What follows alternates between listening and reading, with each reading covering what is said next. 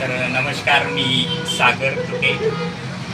8 वर्षापूर्वी माझी आणि आतिश भाऊची भेट झाली होती.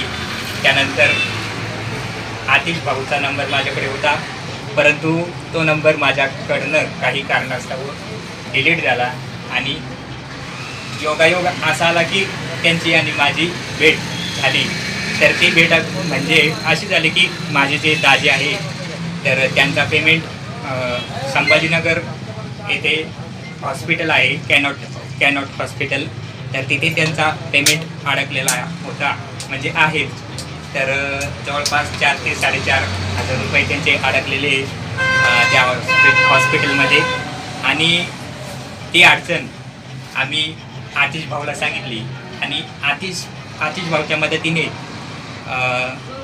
कसं का होईना तर म्हणजे आतिश भाऊने डोकं लावलं की त्यांच्या जवळचे जे संबंधित व्यक्ती आहे त्यांना सांगितलं अशी अडचण आहे आणि ते हॉस्पिटलवाले पेमेंट देण्यासाठी तयार आहे.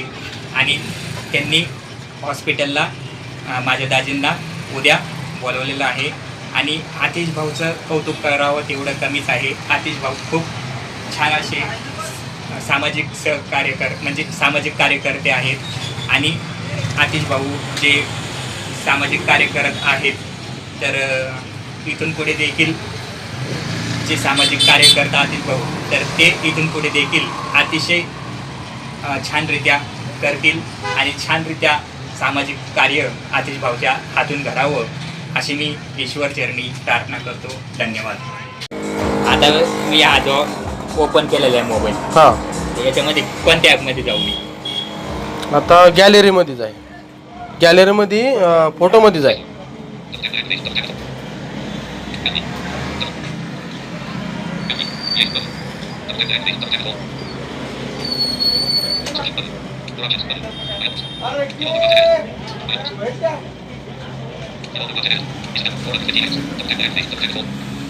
हे बोलतंय नेमकं काय बोलतंय ते बोलतंय.